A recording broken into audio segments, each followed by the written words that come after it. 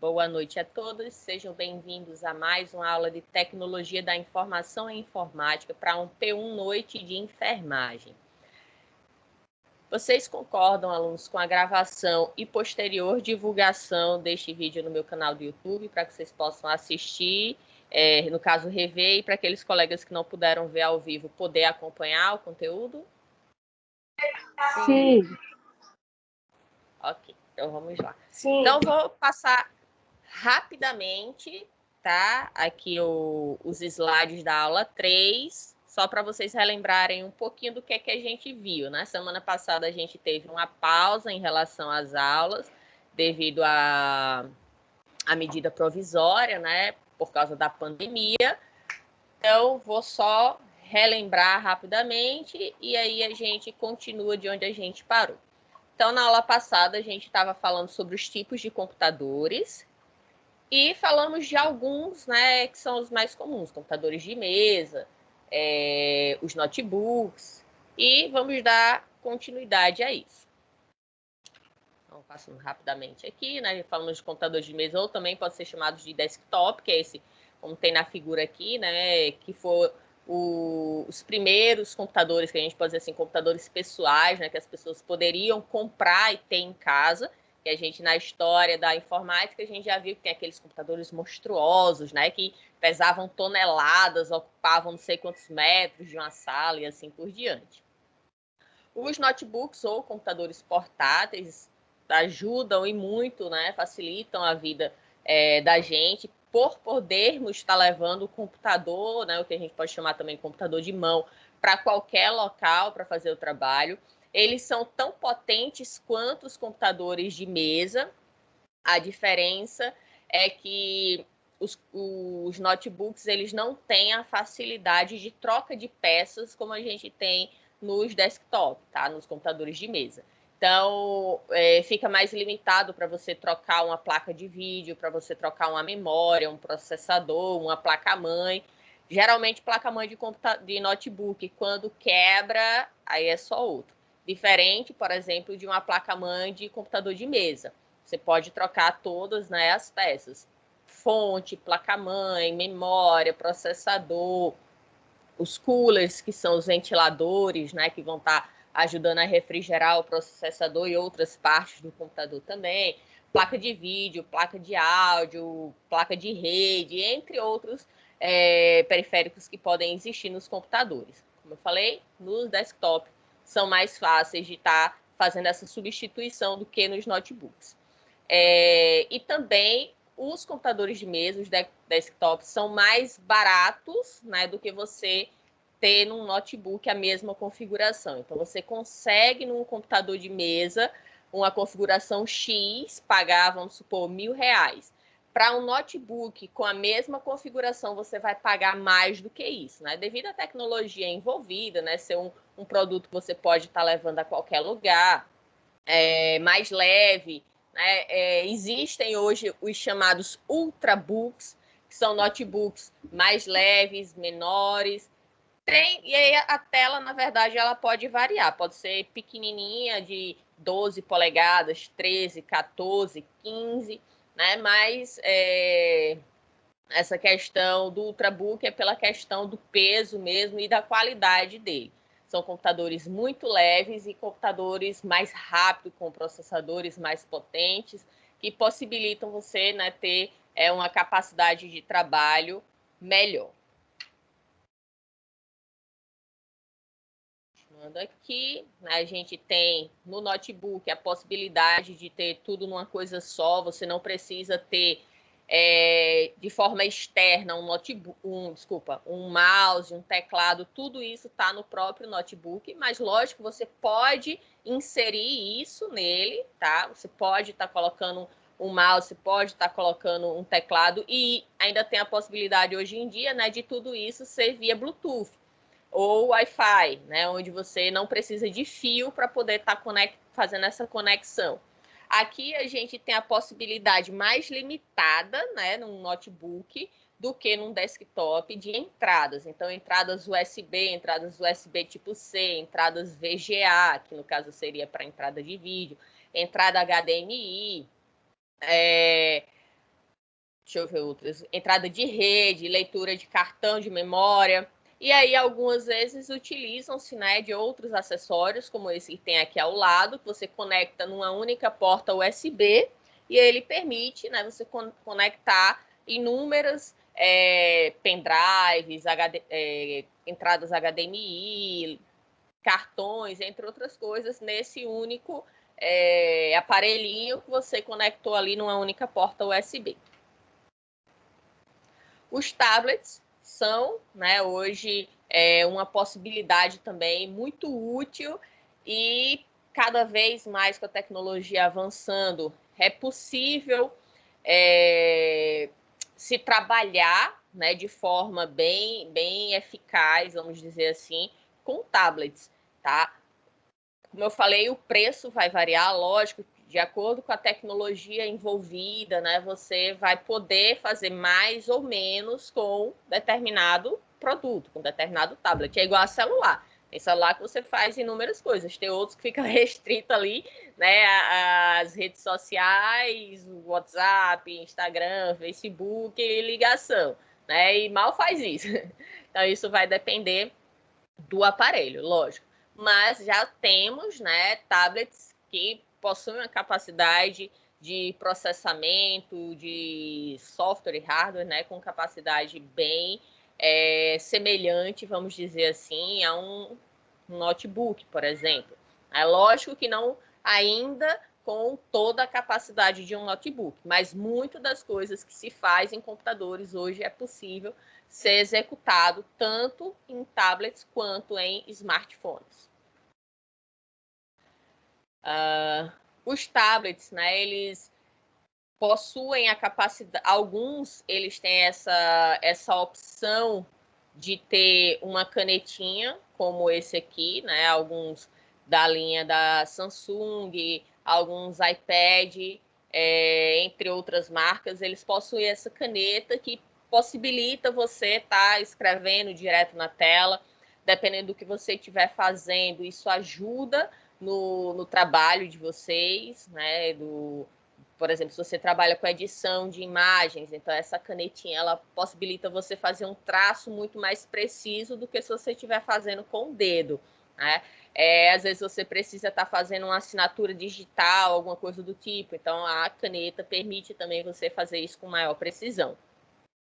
Da mesma forma, os smartphones também permitem isso, tá? Os tablets, assim como os smarts, né, os smartphones, eles vão ter conexão via Bluetooth, via Wi-Fi, são mais leves do que os notebooks, são menores ainda do que os notebooks também, e isso faz com que você tenha ali, vamos supor, um tamanho de um caderno, um tablet de um tamanho de um caderno que você pode, ou menorzinho ainda, você pode estar levando, né, mais fácil dentro de uma bolsa para poder estar fazendo ali suas atividades.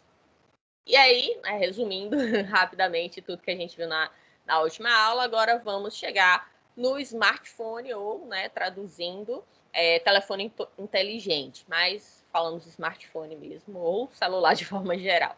Então, alguns aparelhos celulares, eles podem chegar a fazer as mesmas coisas de um computador, né? Inclusive, existem hoje aplicativos que você tem no seu computador e o mesmo aplicativo, você instala ele num tablet ou num celular para você ter a possibilidade de dar, vamos supor, uma continuidade ao trabalho. Um exemplo, eu que trabalho com fotografia, né? Eu sou fotógrafo, então um dos programas que a gente utiliza é o Lightroom.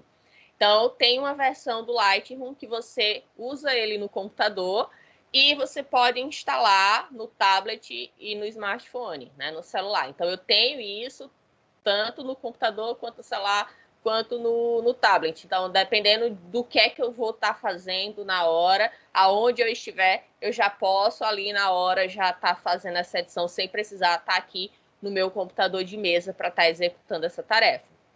Então, neles, né, nos smartphones, a gente pode editar documentos, navegar na internet, compartilhar informações com amigos no Facebook, jogar, entre, né, tantas outras coisas que podemos executar, uma infinidade de trabalhos, de de lazer, né, que a gente pode ter nos celulares.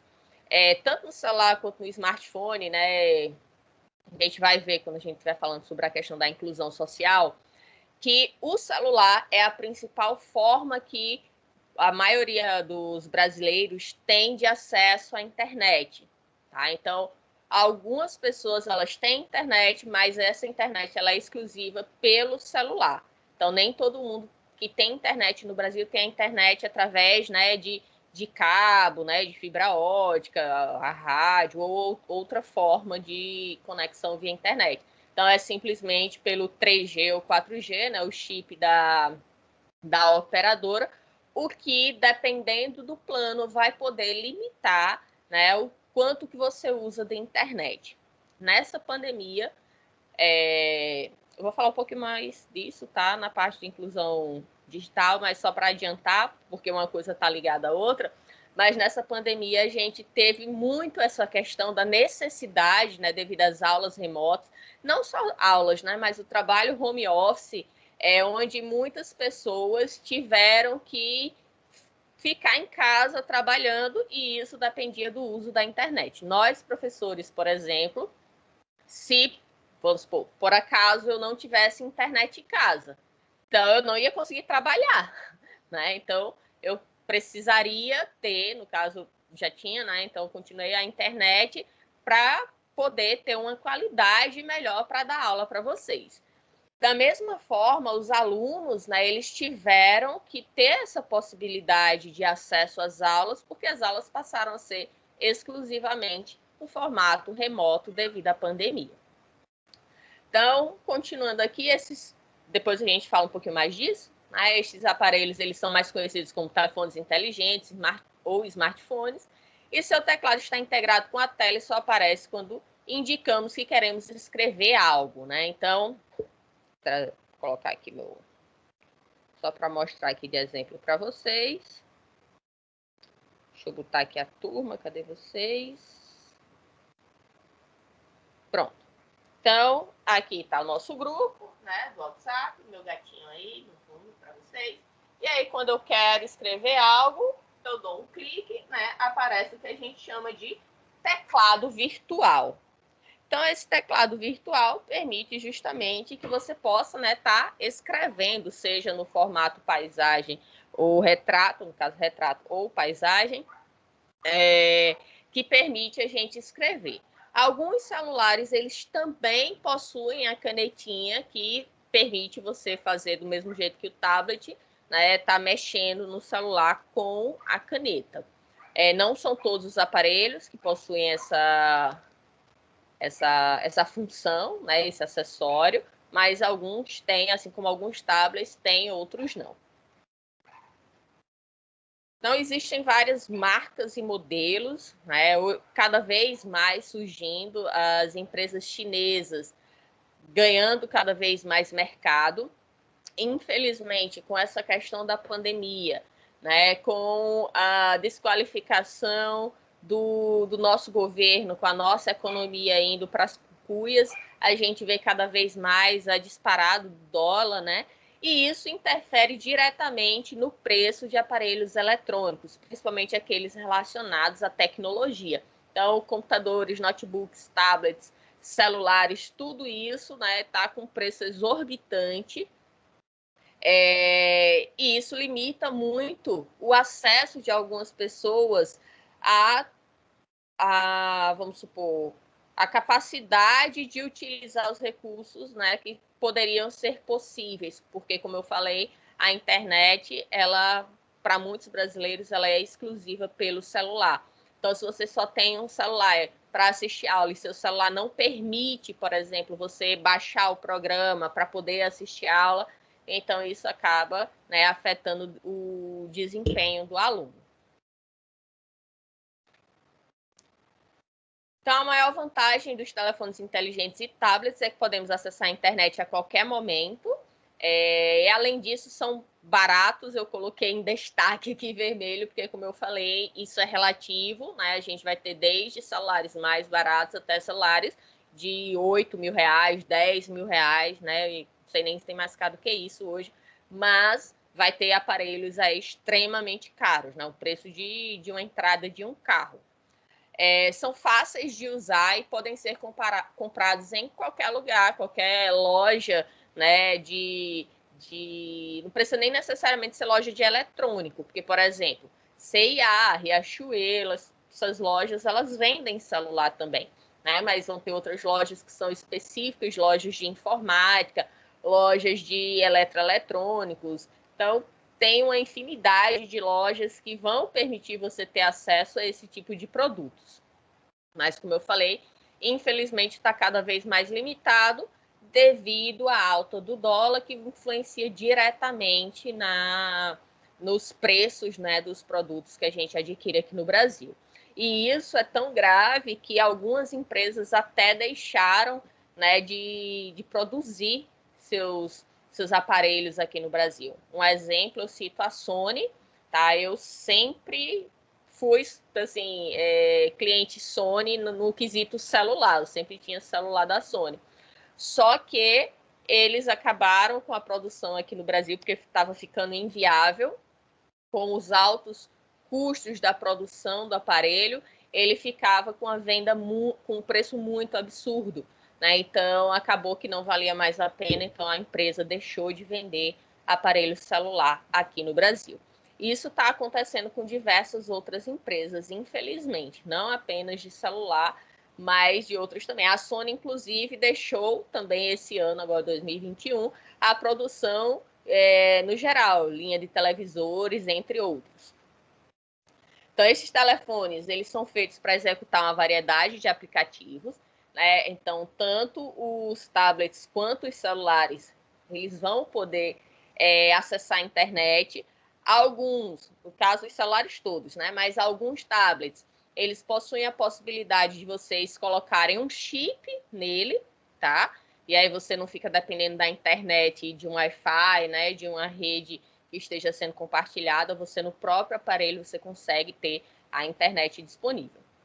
Além de proporcionar o serviço telefônico, são basicamente pequenos tablets que podem ser usados para navegar na internet, ver vídeos, ler livros eletrônicos, jogar e muitas outras coisas. Todas elas funções adicionais às de um telefone tradicional, que seria, né, ligar e enviar mensagem. Então, hoje em dia, a gente faz, eu acho que o menor uso de um smartphone hoje é o de ligação, né? A gente faz tudo menos ligar por ele. O uso de ligação é muito baixo. A gente, principalmente hoje, conversa, né, via WhatsApp. Os livros que estão disponíveis de forma digital, então você consegue ler. E isso num tablet fica melhor, porque ele fica mais ou menos de um tamanho de um livro, né? Para leitura fica melhor. Mas, como eu disse, nem todos têm acesso e acaba lendo, estudando pelo próprio celular. Os serviços de streaming, né? Netflix, Globoplay, Disney Plus, Telecine, bom, e tantos outros que existem, também é uma forma, no caso de lazer, né, que é possível fazer não apenas uma tela, né, de computador, mas hoje num celular, num tablet você consegue. Inclusive, você pode ter essas redes, né? Vamos supor que você não tem um Smart TV, você tem uma televisão comum, você pode estar ligando, espelhando a TV, se bem que isso é smart, né? Espelhando o celular, a tela do celular na sua TV e você ficar vendo numa tela maior. Vamos supor que você tem apenas a internet do seu celular, né? Então você espelha a tela para poder estar vendo, assistindo o filme na tela maior. Então, características dos smartphones. Primeiro, né, eles possuem telas táteis e contam com sistemas operacionais parecidos aos dos tablets. E também, né, querendo ou não, se assemelha com o que a gente conhece dos computadores. Só que a gente não vai ter, vamos supor, o Linux, o Windows, que são os mais comuns para computadores. Para os celulares e tablets, a gente vai ter os principais, o Android e o iOS, tá? O Android é o mais comum e o iOS vai ser para os iPhones, tá? Tem o sistema do Windows, que principalmente era utilizado nos celulares da Nokia, e o do BlackBerry também, que também não são tão comuns.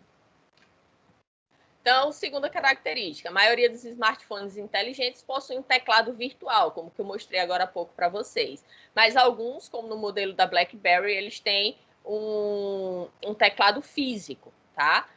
Onde a tela só é usada para visualizar o conteúdo dos aplicativos. Então, a gente tem um teclado físico mesmo, você tem o slide, né, que a gente chama, onde você pode abrir assim, o celular, deslizar e aparece o teclado.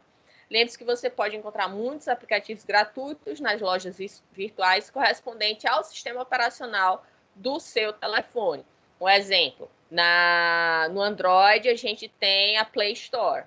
Tá? A Play Store vai ser lá onde você vai ter o acesso a diversos aplicativos. Ela é muito mais abrangente do que, por exemplo, do iOS, do iPhone, onde muita coisa é paga. Então, eles podem servir como diversão, aprendizagem, leitura, entre uma infinidade de outras coisas. Terceira característica é que com os smartphones podemos estar conectados à internet na maior parte do tempo. Né? Se você tem um pacote de internet, como eu falei agora há pouco, você vai poder estar conectado na hora que você quiser, certo? Lógico, onde tiver sinal, né? Se não tiver sinal, você não consegue ter acesso. A quarta característica é que geralmente é necessário comprar um plano de dados, né, 3G ou 4G, além do serviço para fazer ligação. As principais operadoras aqui no Brasil são a TIM, Claro, Oi e a Vivo. Tem a Nextel também, mas não é tão comum quanto as demais. Cada uma vai oferecer a possibilidade de você ter pacotes de internet com tantos megas de acesso, a velocidade, a rede social gratuita. Bom, infinidade de possibilidades que vocês vão ter aí. A rede, eu coloquei aqui 3G e 4G, porque o 5G aqui no Brasil ainda não chegou. Existe a possibilidade de um leilão para ver qual empresa vai assumir o 5G aqui no Brasil. Por questões políticas, né? Nada além disso, não pensando na qualidade da internet para o brasileiro, mas simplesmente em birra de, parece, criança, né? Porque é da China, então vamos lutar para que a China não venha para cá. Bom, só para ter uma ideia, eles já estão trabalhando com 6G. A gente ainda está com 4G. Né? Então, nós vamos, mais uma vez, né, em diversos aspectos, e no da tecnologia também, na contramão do mundo, onde o mundo está avançando, a gente ainda fica para trás, né, por causa, né, de, infelizmente, gestores que não sabem gerir um país. Né? E aí a gente está presa a uma internet, comparando a nível mundial, de baixa qualidade. Existem já diversos aparelhos que eles já têm a capacidade de trabalhar com a velocidade 5G, só que aqui no Brasil, né, vai ter que ficar trabalhando com a 4G por enquanto, por um bom tempo ainda. Quinto, um telefone inteligente também pode conectar-se a redes Wi-Fi quando estão disponíveis.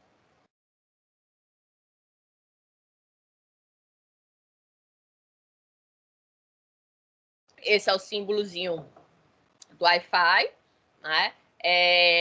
Onde muita gente fica feliz, né? Quando vê que o Wi-Fi é livre, é gratuito, você pode acessar.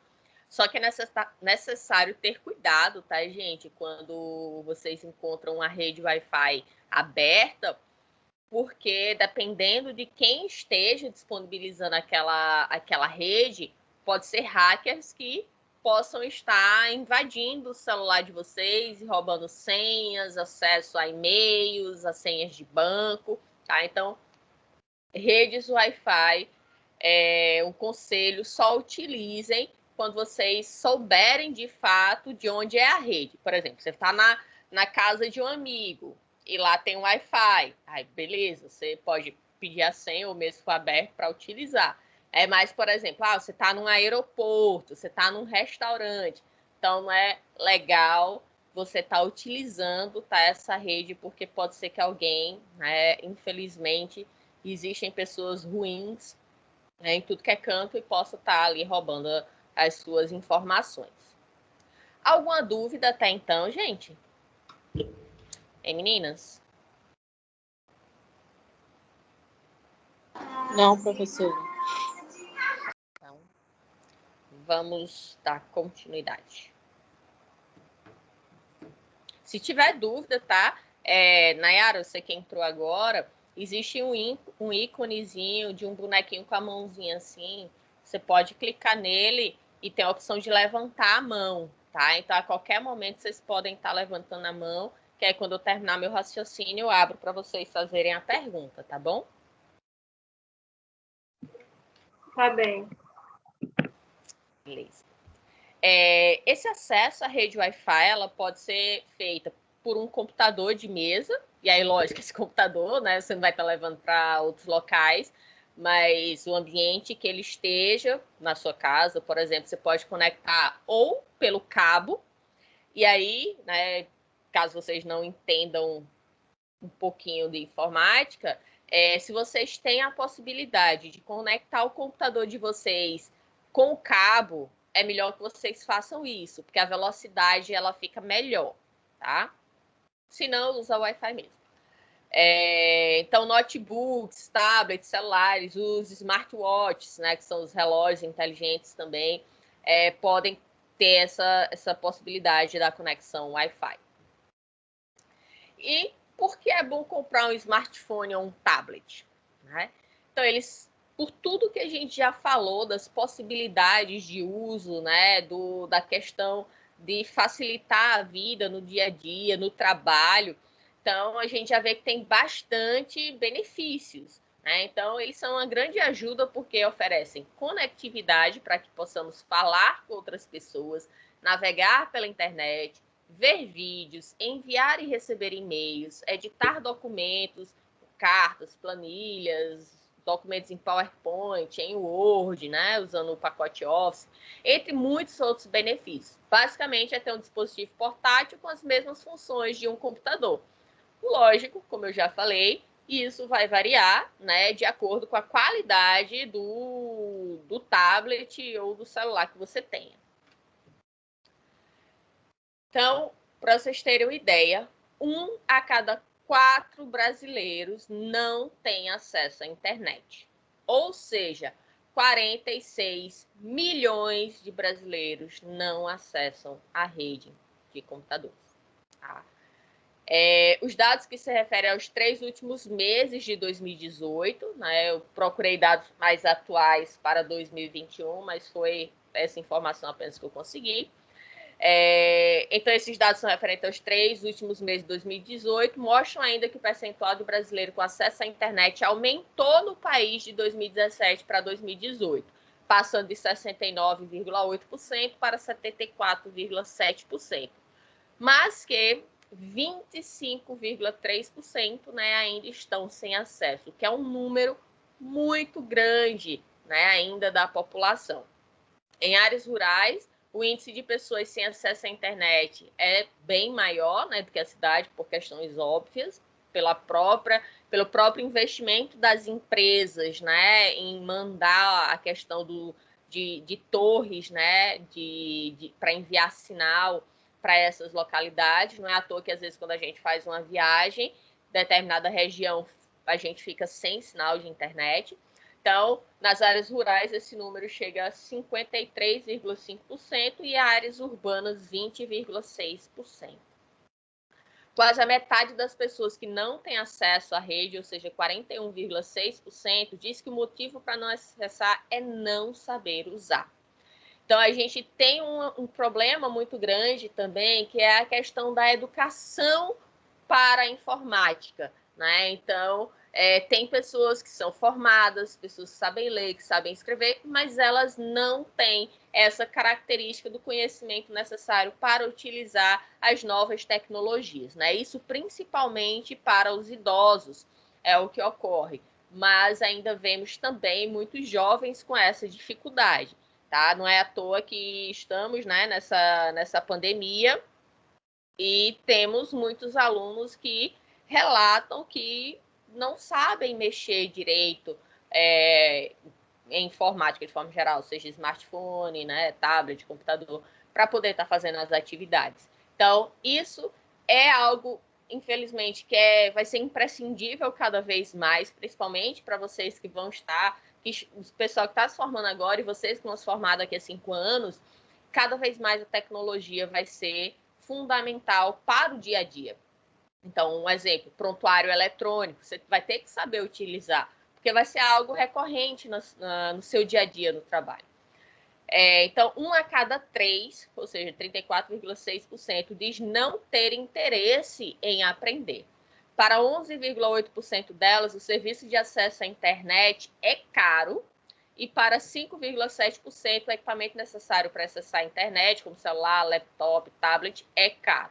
Então, não adianta você ter um pacote de internet e pagar ali, sei lá, 50, 100 reais, mas para você poder acessar a internet, você tem que ter um aparelho que custa 500, 600, 700 reais ou mais. Eu estou pegando os valores menores para você conseguir fazer, né, algumas coisas ali.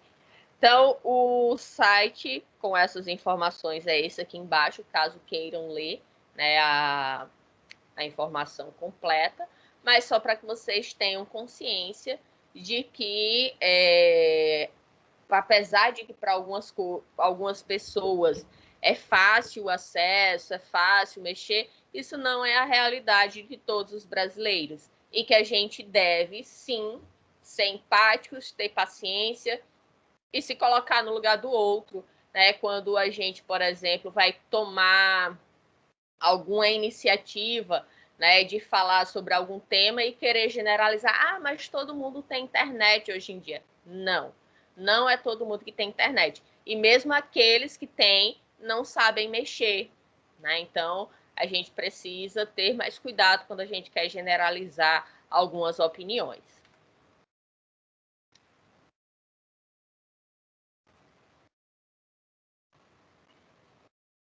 Boa noite, Ivone, seja bem-vinda. Boa noite, professora. Então, Comitê Gestor da Internet no Brasil. Agora, um dado um pouco mais atual, né? O Comitê divulgou na edição de 2019 um estudo que investiga o uso das tecnologias da informação no Brasil e revelou que somos 134 milhões de usuários da internet no país, ou seja, 74% da população com 10 anos ou mais. Pela primeira vez desde o início da pesquisa, a penetração da rede mundial ultrapassou a metade da população rural, com 53%. A gente vê, né, que na população rural ainda tem um déficit maior. E outro destaque da pesquisa é o uso do celular entre os brasileiros, né? O aparelho é usado por 99% das pessoas conectadas do país, ou seja, quem tem internet, 99% tem no celular. Sendo que 58% da população que acessa a internet é apenas pelo celular, tá? Então, o último percentual é ainda maior. Dentre as classes D e E, que são as classes sociais mais baixas, né? 85% dos acessos são exclusivamente através da internet, do chip do seu celular. Então, isso acaba limitando muito o uso, né? Porque essas classes sociais mais baixas, elas não vão ter pacotes de internet ilimitado, né? Pacotes de dados com aparelhos de alta tecnologia. Não. Então, isso vai acabar limitando um pouco as possibilidades de que essas pessoas vão poder trabalhar com a tecnologia. E aí a gente chega, né, ainda falando sobre os tipos de computadores, nos que a gente chama de computadores vestíveis, né? São aqueles que a gente coloca no nosso corpo. O termo vem do inglês wearable computing, que significa computação vestível, e são computadores que usamos como parte do nosso vestuário. Os melhores exemplos são os óculos, como, por exemplo, do Google Glass, que é um dispositivo feito para visualizar informações, sapatos esportivos, né, que tem um chip que vai estar armazenando a posição da pessoa, o rendimento, quantos passos, quantas calorias perdeu, e aí ele vai ter algumas informações referentes à atividade física. Os relógios inteligentes, né, os smartwatches, que são pequenos computadores usados no pulso como um relógio, onde você recebe as notificações do seu celular, você pode fazer chamadas, você pode tirar foto, você pode ouvir música, fazer inúmeras coisas com esse acessório, né? E aí, no caso, os wearable computing, eles possibilitam aí cada vez mais também a interação, né, com a tecnologia.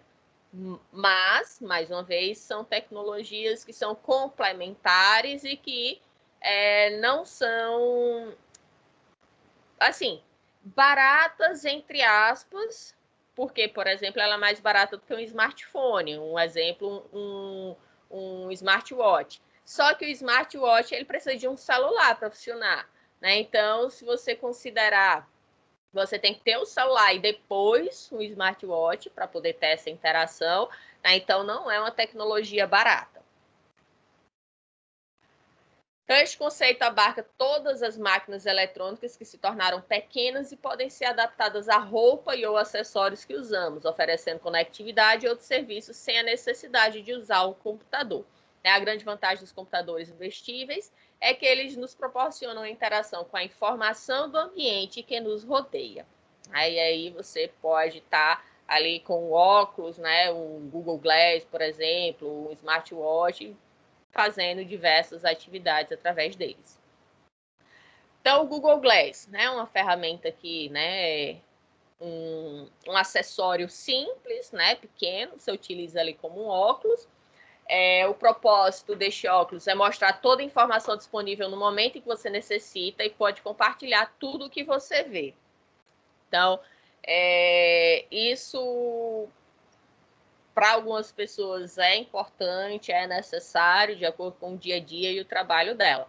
Então, com eles a gente pode conectar a internet, acessar e-mails, falar com outras pessoas.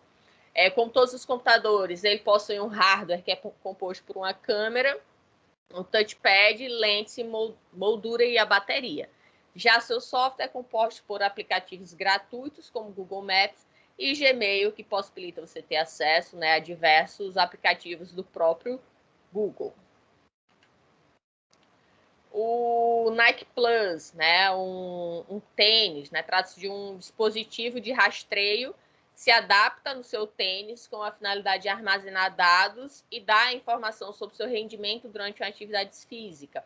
Podem fornecer informações sobre a distância que você percorreu, o tempo de duração, a quantidade de calorias que você queimou durante o exercício e um mapa detalhado do caminho percorrido. Então, você faz uma pré-configuração com seu peso, idade, altura, né? Algumas informações pessoais que vão permitir você depois ter esses dados um pouco mais precisos, certo? Atualmente, muitos esportistas, né, avaliam e controlam seu rendimento utilizando esse tipo de dispositivo. Relógios inteligentes ou smartwatches, né? Existem vários modelos. Existem modelos da Apple, da Samsung, da Sony, da Xiaomi, entre outros, né? Tem várias marcas, inclusive algumas que não são muito conhecidas, mas que possibilitam você ter aí um relógio inteligente. Então, ele é baseado no conceito de um relógio convencional, mas aumenta as possibilidades que ele oferece. Então, aqui a gente pode avaliar que tem várias possibilidades.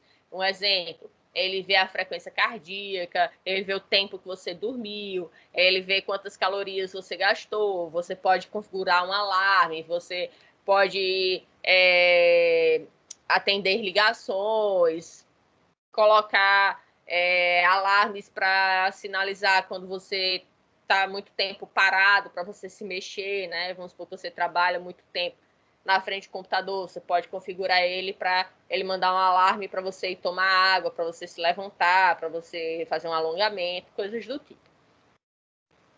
Então, alguns fabricantes optam por adicionar funções ao relógio convencional e, ao mesmo tempo, sincronizá-lo com o smartphone para que funcione como uma extensão adaptada ao corpo humano. Outros adaptam o computador independente ao antebraço, tornando o sistema para muitas atividades.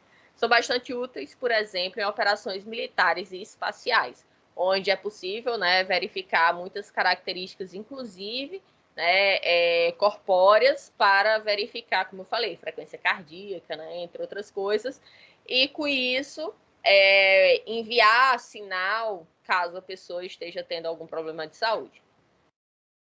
Então, outros tipos de computadores, né, existem outros aparelhos de uso comum, que são basicamente computadores especializados com diferentes formas e tamanhos, oferecendo características que se adaptam a várias necessidades. Exemplo, videogames, tablets e televisões. Então, os videogames são um tipo especializado de computadores utilizados para jogar, né? Eles são para entretenimento, né? Mesmo não tendo todas as funções de um computador, muitos dos novos videogames permitem que você navegue a internet, acesse redes de streaming como Netflix, né? Além de jogar online com outras pessoas de várias partes do mundo. A tecnologia envolvida nesses videogames é de altíssima geração.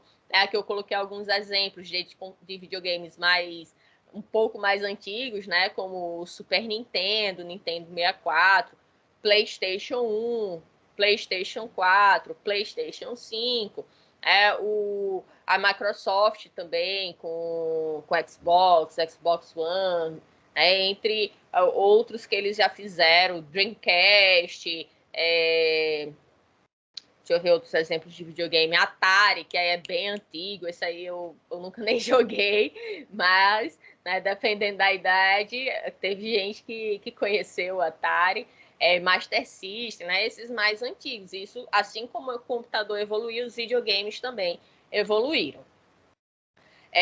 Flabet, ou escrito com F ou PH, né, é meio que um intermediário entre celular e tablet, tá? Uma combinação entre eles, e possui uma tela sensível ao toque também, a tela variando entre 5 e 7 polegadas, um pouco maior que o smartphone convencional e com as mesmas características, né, de software e hardware.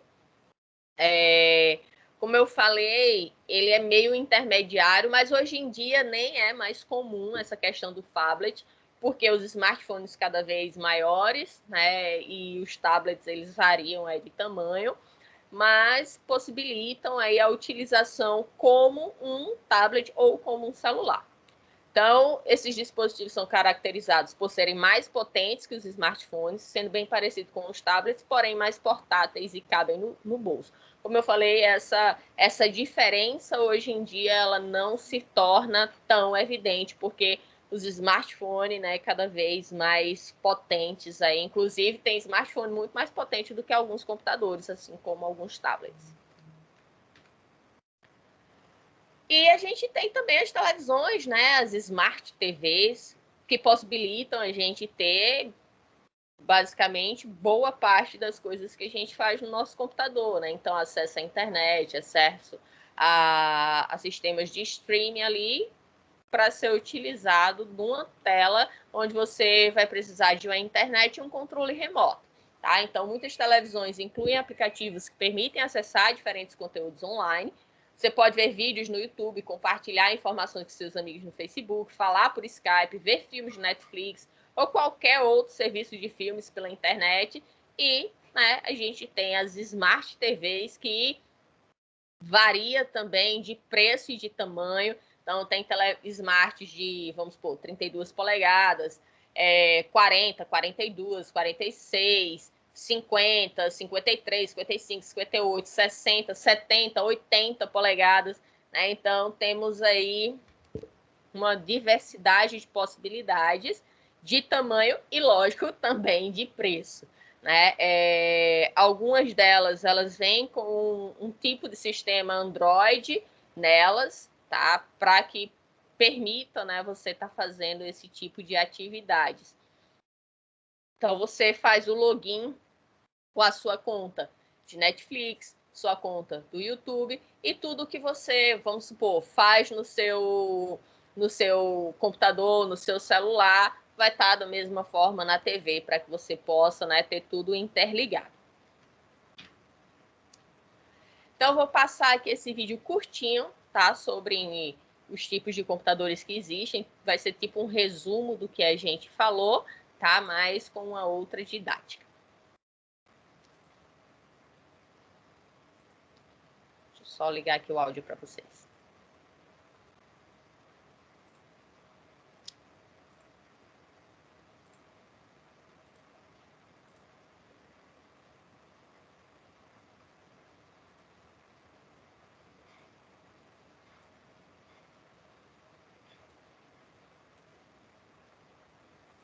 Olá, tudo bem? Eu sou o Paulo Gabriel e este é o canal Eu Te Ensino, um canal dedicado a trazer conteúdo sobre tecnologia de forma divertida e acessível para todos. No vídeo de hoje vamos continuar nossa série de vídeos de informática básica aqui do canal. E caso você não tenha assistido aos vídeos anteriores, a playlist está disponível no card aqui em cima para você dar uma conferida. No vídeo de hoje vamos falar sobre os diferentes tipos de computadores existentes, como servidores e mainframes. Mas antes de iniciar o vídeo, já dê o like e se inscreva no nosso canal para receber mais conteúdo de qualidade e divertido sobre temas que te interessam. Vamos lá?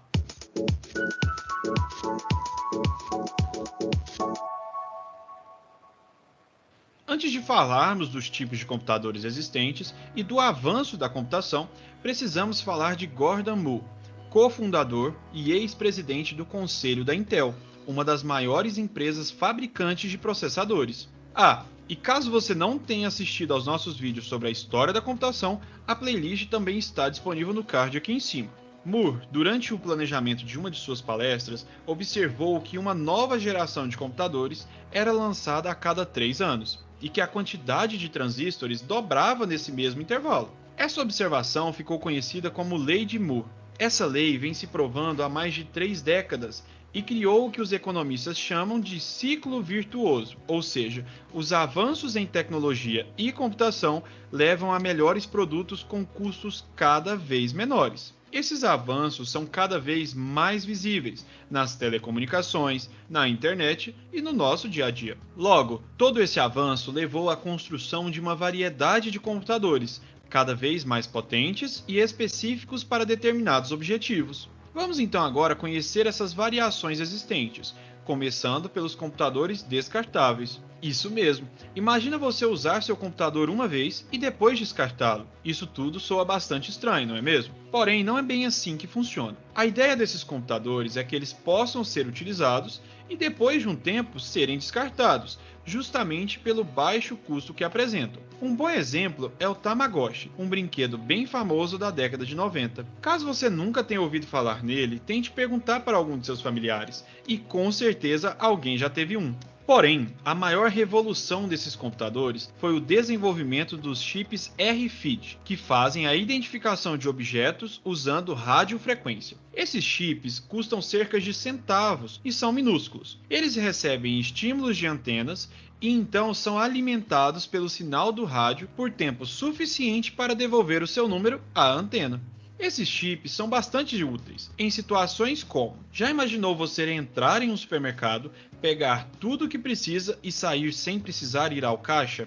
Se cada produto tiver um chip RFID acoplado a ele, ao sair do supermercado, uma antena faz a leitura dos códigos dos produtos que você pegou pelo sinal de rádio enviado aos chips. E então pode cobrar automaticamente o cartão de crédito ou débito que você cadastrou na loja. Bem revolucionário, não é mesmo? Outro tipo de computador que você já deve ser bem familiarizado são os microcontroladores. Eles são computadores embutidos em produtos que não são vendidos como computadores, como a máquina de lavar, o forno micro-ondas, uma impressora e até mesmo a boneca que fala. Diferente dos chips que acabamos de falar, os microcontroladores são pequenos, mas completos. Possuem processador, memória e dispositivos para permitir a entrada e saída de dados. Agora vamos falar de um computador bem famoso e que provavelmente todo mundo conhece: os computadores de jogos, também conhecidos como Consoles, isso mesmo, aquele PlayStation 5 que é o sonho de todo gamer. Porém, qual a principal diferença entre um console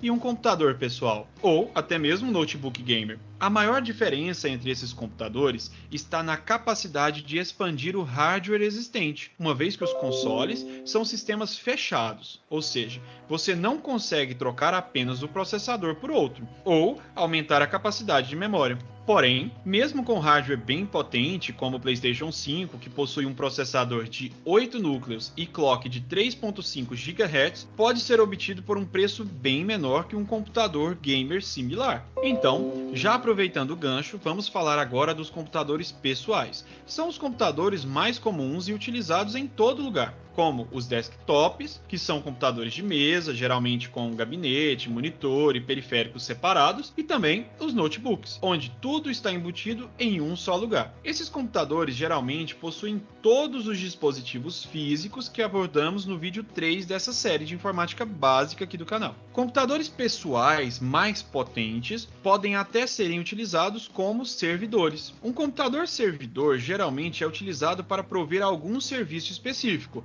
como armazenar arquivos, aumentar a segurança da rede, hospedar algum site ou até mesmo fazer backup, ou seja, duplicar os arquivos importantes para que eles não se percam em determinadas situações. A grande diferença dos servidores para os computadores pessoais está nos hardware utilizados. Geralmente esses computadores são bem mais rápidos, maiores e com mais espaço de armazenamento. E para finalizar, temos os mainframes, que são computadores gigantescos, que utilizam até mesmo uma sala inteira. Esses computadores não costumam ser muito mais rápidos que servidores mais potentes, porém possuem grande capacidade de armazenamento, podendo armazenar milhares e milhares de gigabytes. Além desses tipos de computadores, existem também os clusters, que são vários computadores interligados em uma rede, e através de um software especial que permite que todas essas máquinas trabalhem em um problema específico, geralmente algum problema de engenharia ou científico. Um bom exemplo para a utilização de clusters é quando um site terá vários acessos simultâneos, como o site do Enem quando os resultados vão ser divulgados. Então, faz-se o uso de vários servidores conectados para suportar tantos acessos simultâneos. Gostou desse vídeo? Ele foi produzido para ajudar você a conhecer um pouco melhor os tipos de computadores existentes. Antes de ir embora, não se esqueça de se inscrever em nosso canal, dar o like nesse vídeo e acompanhar as novas publicações todas as quintas-feiras. Envie também comentários dizendo o que achou sobre esse vídeo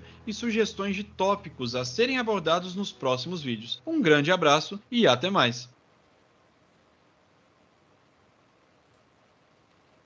Olá!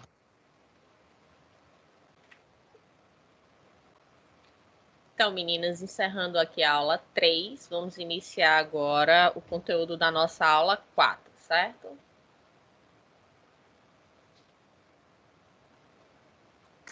Ok.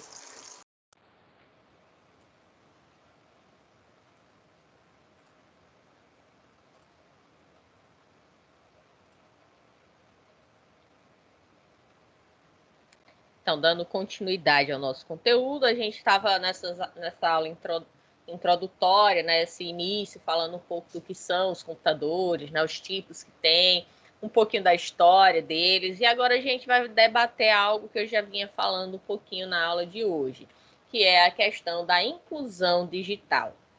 Então, é algo que, pelos dados que eu trouxe agora há pouco, vocês já conseguem, né, observar que ainda temos muito a trabalhar para chegar, né, no que seria, vamos dizer assim, esperado, né, de fato ter esta inclusão. Então, infelizmente, né, a gente tem situações onde boa parte da população não tem acesso, né, a computadores. Mesmo aquelas que têm acesso à internet, não são por computadores. Então, querendo ou não, isso limita as atividades. E como a gente viu, não é porque você tem acesso à internet que você sabe mexer, né? Existem dados, estudos que provam isso. E no nosso país, a gente vê que parte dessas pessoas que têm acesso não sabem como está utilizando. Então, imagine essa pessoa para buscar informações, né, utilizar aquela internet para agregar conteúdo a elas. A gente sabe que isso não vai ser a realidade dessas pessoas, certo? Então, a inclusão digital é um conceito que determina o acesso aos meios e ferramentas digitais, tal qual a internet, né? Os meios digitais contemporâneos, atuais. Então, a inclusão digital pressupõe a possibilidade de produção e difusão do conhecimento e o acesso às ferramentas digitais para todos os cidadãos. Dessa forma, seu grande objetivo é a democratização da tecnologia. Ou seja, eu pergunto para vocês, a gente tem isso? No nosso país, a gente tem isso? O que é que vocês acham?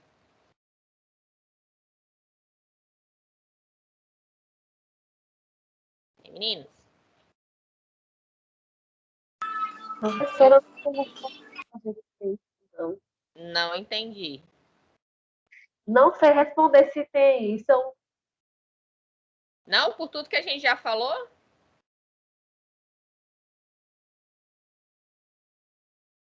Então, vamos lá. Vamos repetir um pouquinho. Hã? Se tem, eu olhando agora aqui, eu acho que tem, sim. Não, justamente o contrário. Não temos. Então, vamos pensar um pouquinho nos dados que eu falei agora há pouco. Todo mundo tem acesso à internet? Não.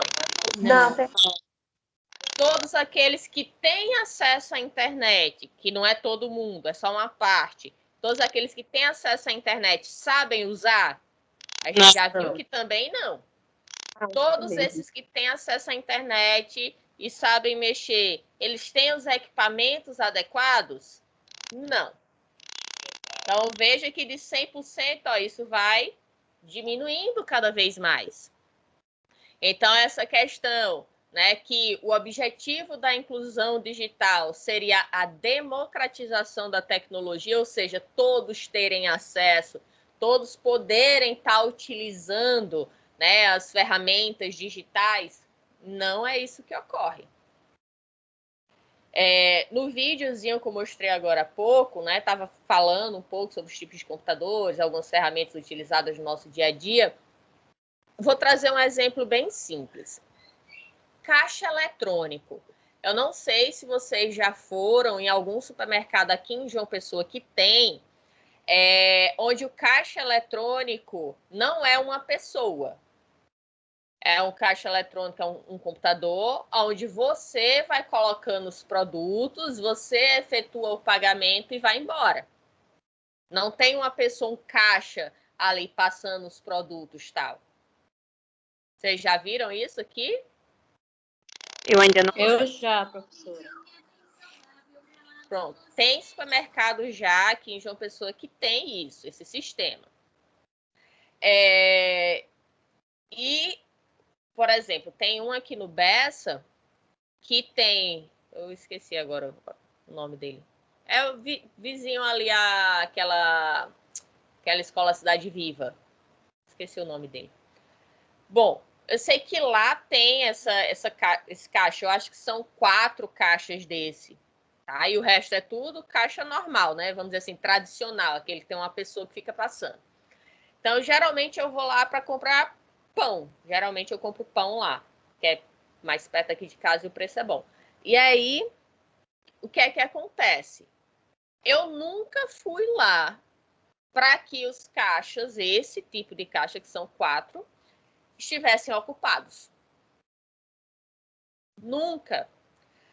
Os outros podia ser que tivesse tudo cheio, com filas enormes até. Pessoas com pouco produto. Mas não vai para aquele tipo de caixa por quê? Porque não sabe usar. Oi, Luísa, pode falar.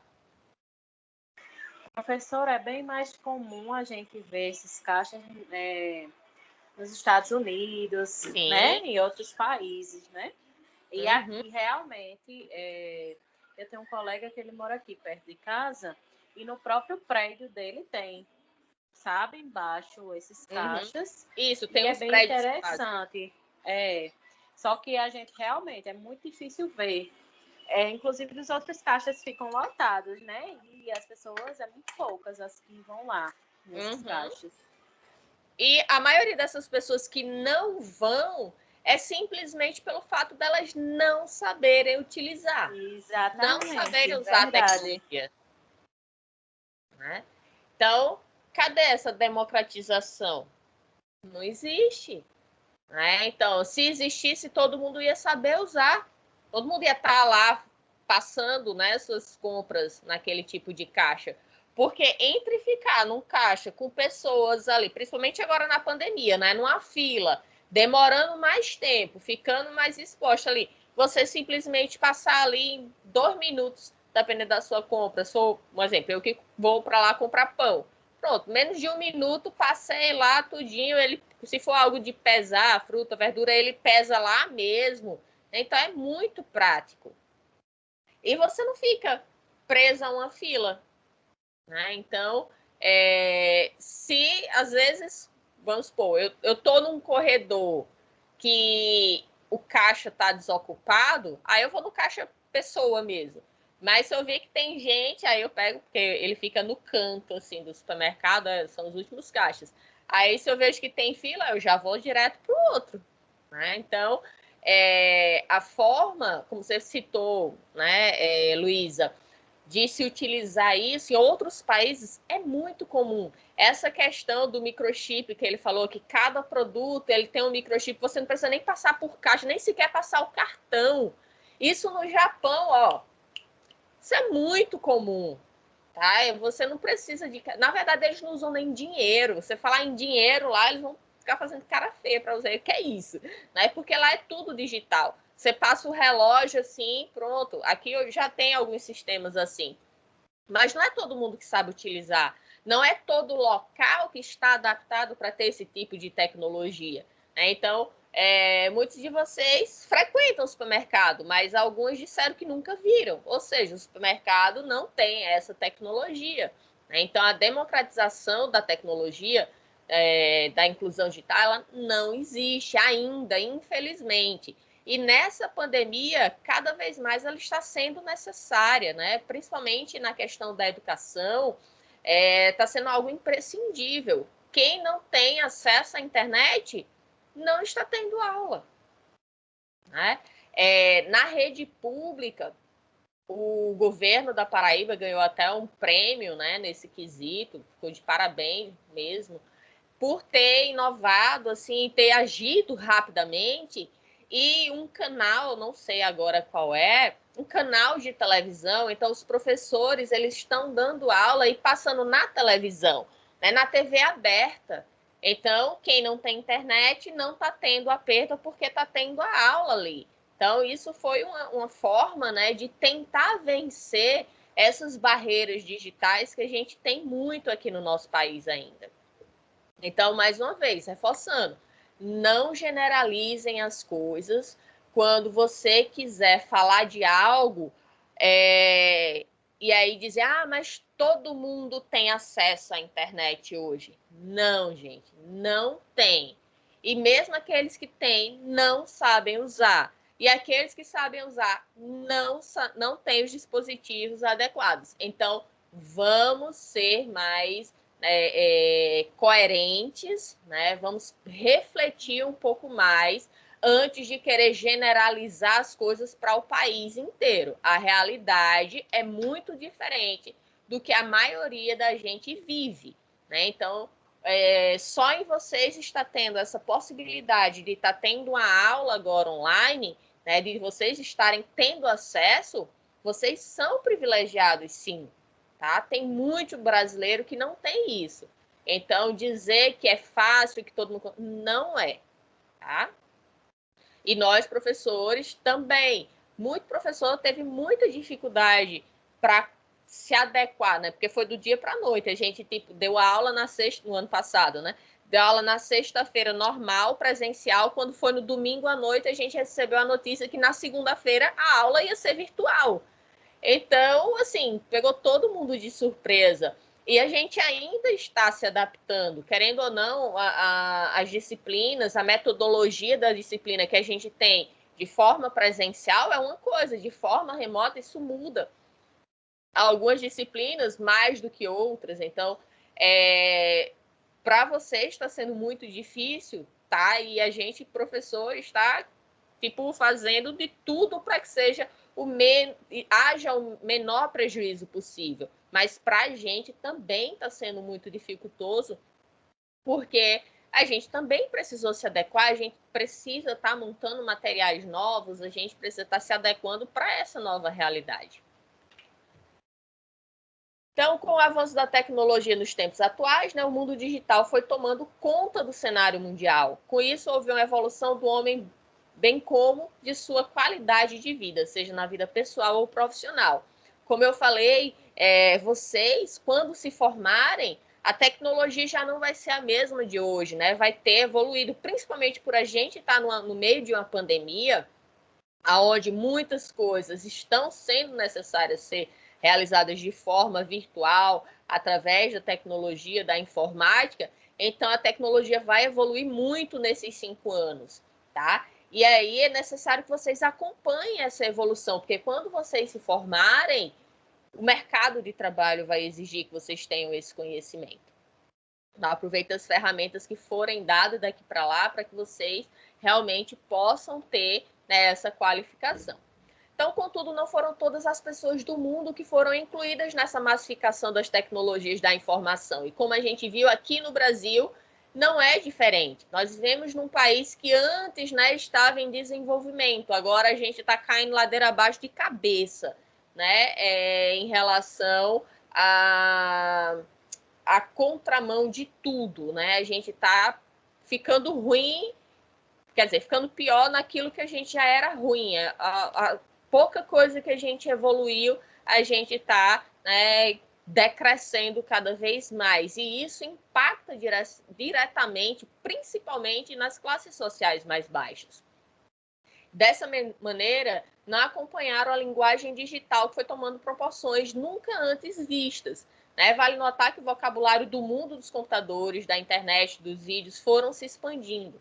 Então, hoje a gente ouve, né, com a maior naturalidade palavras como logar, chat, navegar na internet, website, dentre tantas outras que fomos incorporando ao nosso vocabulário. Então, palavras do nosso dia a dia passaram a ser palavras que estão relacionadas ao meio digital, mas nem todo mundo sabe essa linguagem, tá? Então, por exemplo, se eu falar com a minha mãe o que é chat, o que é logar, ela vai ficar, o que é isso? Então, minha mãe, ela estava na ativa, só para citar de exemplo, ela estava na ativa até começar a pandemia, ela é dentista, só que como ela tem 76 anos e é hipertensa, então a gente, né, pediu a ela para não continuar mais, porque o risco de exposição dela era muito grande. O dentista está ali, né, em contato com saliva e tal. Então a gente achou muito perigoso ela continuar. E eu, lógico, prefiro ter minha mãe viva do que, né, ela trabalhando ali, correndo risco de morrer, de adoecer. Mas ela é um tipo de pessoa que ela tem um bloqueio muito grande com tecnologia. Ela não quer, ela disse que ela não vai aprender e ponto, e não adianta. E tem muita gente com esse mesmo perfil, né? Que não adianta você querer mostrar, ensinar coisas de tecnologia que para essas pessoas elas não querem mais. Elas não vão querer aprender nada disso. Então, a inclusão digital pode ser compreendida como direito atado à dignidade humana, revestindo-se de fundamentalidade em um contexto no qual as relações estão cada vez mais dependentes das ferramentas tecnológicas. Então, hoje, se você, como eu falei, vai num supermercado, você está dependendo da tecnologia, seja num caixa desse modelo que eu falei, né, que é totalmente informatizado, onde você sozinho vai lá e faz tudo, ou mesmo um caixa eletrônico normal, onde você passa ali, tem a leitura do código de barra, o computador faz a leitura, põe o preço, isso tudo é tecnologia, né? Então está no nosso dia a dia, até coisas mais avançadas, como vocês na área de saúde vão estar, como futuras enfermeiras, vão estar trabalhando em centro cirúrgico, né, com equipamentos de última geração, prontuários eletrônicos, entre outras coisas. Considerando o atual momento da pandemia da doença do Covid-19, né, a Coronavirus Disease 19, doença do coronavírus que foi descrita lá em 2019, né, que tornou a utilização dos aparatos tecnológicos ainda mais necessários para a comunicação e acesso a serviços básicos, como decorrência das medidas de distanciamento social adotadas para o enfrentamento do novo coronavírus. Então, reforçando, né, essa pandemia ela acelerou e muito a questão da utilização da tecnologia em muitos setores, principalmente relacionada, né, a vamos dizer assim, comunicação, né? Você poder se comunicar com outras pessoas. Então, você em home office, você precisa se comunicar com o seu chefe. Então, ferramentas diversas são utilizadas que já existiam, mas algumas precisaram ser aprimoradas porque houve uma demanda muito grande, uma necessidade muito grande, né, do número de pessoas que estavam precisando utilizar aquela ferramenta. Então, por exemplo, o Skype, o Google Meets, o próprio Teams, o Zoom, entre outros aplicativos que são utilizados para que haja essa videoconferência, né? É importante que sejam identificadas algumas formas pelas quais a exclusão digital se manifesta no contexto da pandemia e verificar a imprescindibilidade de medidas para a superação do problema. Então, a gente viu que com essa pandemia, na verdade, antes da pandemia, já existia uma dificuldade muito grande de inclusão social, né? Desculpa, social não, inclusão digital. Mas que com a pandemia houve um aumento da exclusão digital. E é necessário que se tomem medidas, né, a níveis não apenas individuais, mas governamentais também, para que a população tenha acesso a esse tipo de tecnologia e que eles possam estar também utilizando no seu dia a dia. Então, não há de se duvidar que as inovações tecnológicas e comunicacionais, né, elas vieram para ficar. Então, muitas das coisas que a gente não costumava fazer antes da pandemia, relacionadas nessas formas de comunicação, trabalho remoto, entre outras, elas vão continuar, independente, né, de estarmos na pandemia ou quando isso passar. Por quê? Foi visto que deu certo, né? Então, alguns trabalhos não haverá mais a necessidade dele estar sendo desenvolvido de forma remota, de forma presencial. Eles vão poder ser de forma remota. Existem algumas empresas, como, por exemplo, a própria Google, ela trabalha muito com a questão do bem-estar do seu funcionário, bem-estar e qualidade de vida. Então, são dadas metas para aquela pessoa. Se aquela pessoa tinha meta X para entregar durante uma semana e um dia ela fez, ótimo. O resto da semana ela está tranquila, ela pode fazer o que ela quiser. Não vai ser dada uma outra atribuição para ela fazer naquele tempo, já que ela agilizou, e depois sobrecarregar, porque ela sempre vai ter coisas e coisas e coisas para fazer. Não, então ela vai ter o quê? Ela vai ter mais tempo para ficar com a família, ela vai ter mais tempo para se divertir, ela vai ter tempo para poder viajar, para ter qualidade de vida. E é lógico que um profissional, um funcionário contente, em harmonia com a sua vida pessoal e profissional, ele vai render muito mais. Então, não importa quanto tempo ele leve para fazer aquilo, desde que ele entregue no tempo necessário. E lógico que os prazos também, né, tem que ser coerentes. Não adianta você colocar uma coisa que ela normalmente seria feita em uma semana e você pede em 2 dias para aquela pessoa ficar louca, né, para tentar conseguir alcançar o prazo, ficar sem dormir, ficar estressada e assim por diante. Então, a invasão das tecnologias na vida contemporânea é perceptível, desde as tarefas mais simples, como conversas entre conhecidos por redes sociais, até as mais complexas, como a resolução de grandes litígios por plataformas processuais eletrônicas, né? Então, não há como fugir. Isso é um fato. A tecnologia chegou e ela vai ficar. E a gente precisa, né, cada vez mais diminuir a exclusão digital até que ela não exista mais e que todos estejam incluídos digitalmente na nossa sociedade. Então, ocorre, porém, que o acesso a tais ferramentas ainda é muito restrito a uma pequena parcela da população, não apenas por um aspecto puramente financeiro, mas também pela falta de conhecimento para o manejo dessas tecnologias.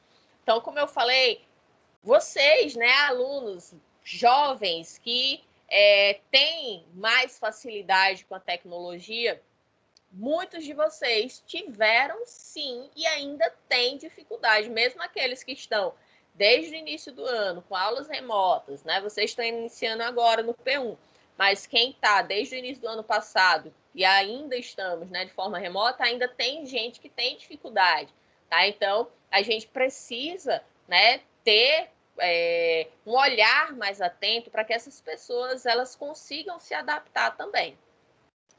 E não só no aspecto de comprar, né, os dispositivos, um celular, um tablet, um computador, porque só isso já é uma forma de exclusão digital, porque não é todo mundo no nosso país que tem condições financeiras para isso, né? Mas também o próprio aspecto da questão do conhecimento de estar utilizando esses dispositivos, essas novas tecnologias.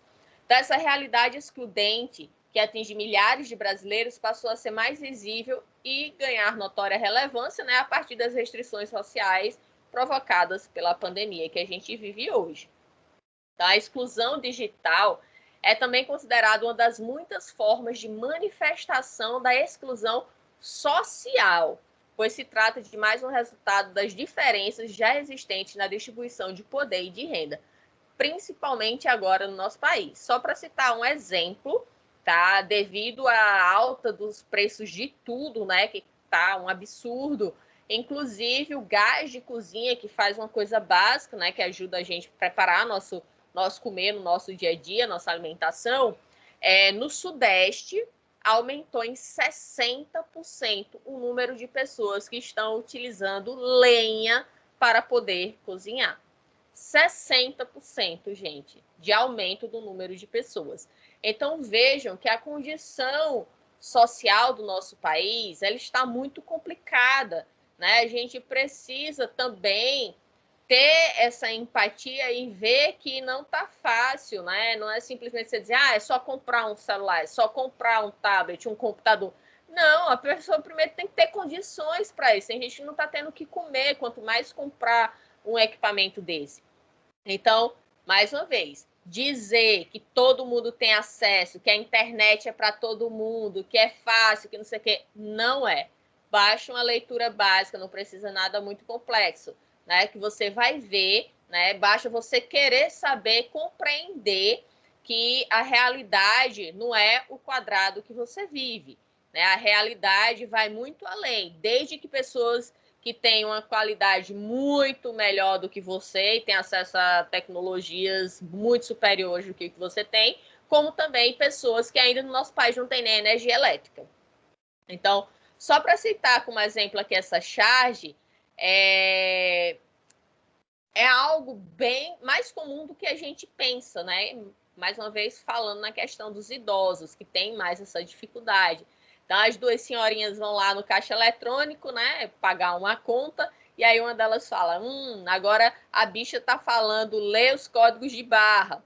Aí a outra, como não entende, né, quer passar na leitura digital ali, um fino, um grosso, um fino, um fininho, um fino, branco, grosso, um grossão, porque ela entendeu que ler era verbalizar o tamanho daquelas barrinhas, né? Mas a gente sabe que não é.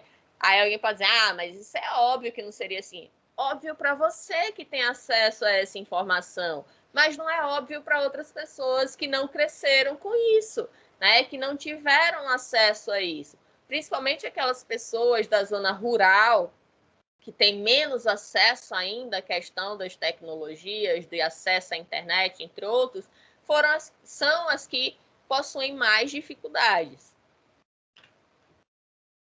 Então, a inclusão digital não se resume a disponibilizar computadores para as pessoas, mas capacitá-las para a utilização eficaz dos recursos tecnológicos possíveis. Então, não adianta nada eu pegar, dar um monte de computador para a população, mas eu não capacito essas pessoas para saberem utilizar esses computadores, né? Então, A mesma coisa na escola. Não adianta eu dar um monte de computador para os alunos se a escola ela não tiver a competência, né, para ensinar esses alunos como utilizar esse equipamento, esse dispositivo. Então, para que exista inclusão digital, não basta ter acesso a computadores conectados à internet. E aqui eu trago uma informação para vocês, né? Então, alunos de escolas urbanas, porque a gente já viu, né, que existe a diferença entre a área rural e a área urbana, onde as pessoas das áreas rurais elas têm menos acesso a tecnologias e à internet. Então, aqui considerando apenas as escolas urbanas. Então, os alunos de escolas urbanas com acesso à internet exclusivo pelo celular. O total de alunos que estudam em escolas urbanas e usuários de internet em 2019. Isso subiu um pouquinho ano passado por causa da pandemia, mas para que vocês possam entender como era a realidade do nosso país. Então, 98% dos alunos de escolas urbanas acessam a internet no telefone celular. 18% dos alunos de escolas urbanas e usuários de internet acessam a rede exclusivamente pelo celular. E isso eu posso trazer para vocês até quando a gente tem a jornada de iniciação científica da gente, que vai ser agora em maio. Então, a jornada ela é de forma remota, né? As palestras vocês podem assistir em casa, tanto pela televisão, pelo celular, pelo computador, e eu consigo identificar qual dispositivo você assistiu.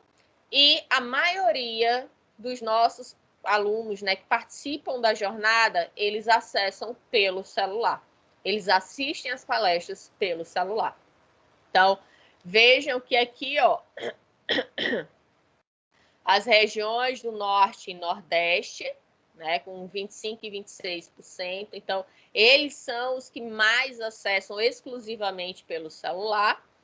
E nas dependências administrativas, nas escolas públicas, 21% por celular, e nas particulares, 3%, porque existem, né, as particulares ferramentas de computação que permitem esse acesso.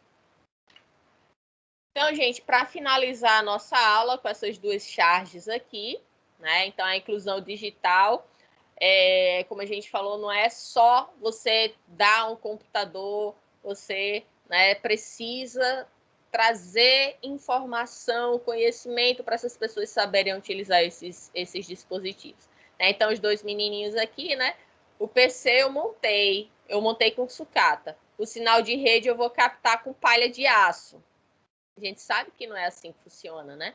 Então, o único problema é o mouse. Mouse é rato em inglês, né? O único problema é o mouse, porque quando eu clico nele, ele morde. Então, aqui, né, uma forma ilustrativa de mostrar que nem todo mundo tem o conhecimento de como utilizar as ferramentas. E aqui o outro problema maior, que prova que os números, apesar de dizer, tantos por cento tem internet, mas a gente viu que não é ter internet que significa que sabem usar. Né? Então, a mesma coisa segue nesse exemplo aqui. Cara, olha que legal, a taxa de escolarização dos brasileiros entre 5 e 17 anos já passa de 93%. Ou seja, as pessoas que estão nessa faixa etária de 5 a 17 anos, 93% delas estão nas escolas. Aí ele complementa. Você leu essa notícia? Aí o outro rapazinho. Li, mas não entendi quase nada. Então, não significa que porque você está na escola que você está adquirindo conhecimento.